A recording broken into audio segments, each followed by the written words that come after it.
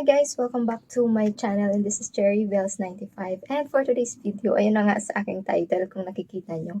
Makikisabay tayo at makikireact dun sa trending na topic for the past few weeks sa Facebook. Yung 299 pesos na engagement ring. Nung unang nag-trending, yung hindi ko talaga alam kung ano yung mga tinutukoy at sinishare ng iba na papayag ka ba sa 299 pesos na engagement ring. Sabi ko ano to? Bakit ang dami kong kakilala na nag-share, nagre-react kung ano-ano yung mga comment, gano'n. So, binasa ko yung link. So, yun na nga, sa mga hindi pa nakakaalam, sa mga hindi marites na hindi nakikialam sa mga chismis sa Facebook ngayon.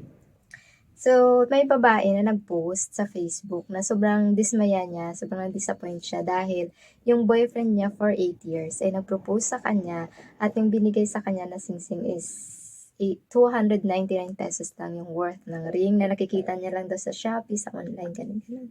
So, papayag ka ba? Kung ikaw yun, papayag ka ba na bibigyan ka ng 299 pesos na engagement ring? Ayan.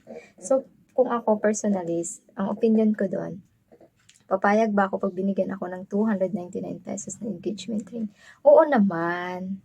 Papayag naman ako. Wala naman yan, hindi yun issue sa akin. It's never been an issue, charot. Parang hindi siya magiging issue sa akin yung 299 pesos. Kasi para sa akin, it's not all about the ring, the price, or kahit na anong material na bagay. It's about the sincerity of a person, di ba? Kasi kung mahal ka talaga niya, mahal ka niya kahit walang singsing or merong singsing na mura lang. Hindi naman kasi yun basihan na pag binigyan ka ng tao ng mura ng singsing, ibig sabihin, ganun lang kakonti yung pagmamahal niya sa'yo. At kung binigyan ka ng mahal na singsing, sobrang mahal ka. Hindi yun nakadepende sa material na bagay. Hindi yun nakadepende sa presyo ng isang bagay na binibigay sa'yo. It's the thought and efforts that counts. It's the thoughts that counts, di ba? So, yung parang feeling ko, ako maa-appreciate ko pa rin kahit na 299 pesos lang. Nakakakilig kaya yun, yung may luluhod sa'yo at magpo-propose sa'yo. Kahit na mura lang yung 16, hindi yun mahalaga. Yung sa babae lang, parang para lang sa akin na, parang feeling ko, parang dream yun ng lahat ng babae. Parang pangarap yung lahat ng babae na may luluhod na lalaki sa harap niya, yung taong mahal niya to ask her to marry him, di ba? So, kahit na mura lang yun, okay lang yun, hindi yun mahalaga. Ako nga parang masaya na ako, alam nyo dati, meron yun sa province, hindi ko lang kung naabutan nyo rin, meron yung candy, yung pangalan Bubot, tapos meron yung free na ring.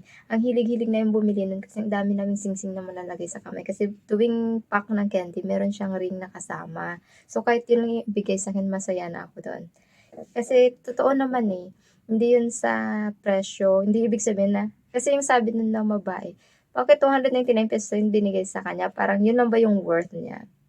Unang-una sa lahat, binigyan ka ng tao ng singsing kasi gusto ka niyang yayain magpakasal dahil mahal ka niya at gusto ka niya makasama habang buhay. So, kung paningin mo is, yun lang yung worth mo na 299, yung problema mo is nasa sayo. Kasi yun yung tingin mo sa sarili mo eh. Yun yung, ito lang ba ako, 299 lang. Hindi naman yun yung intention niya eh. Paramdam sa'yo na 299 pesos lang yung worth mo. Parang misunderstand mo lang yung intention niya. So, parang feeling ko yung intention pa rin yung dapat nating tingnan, hindi yung kung ano yung binigay sa atin, di ba?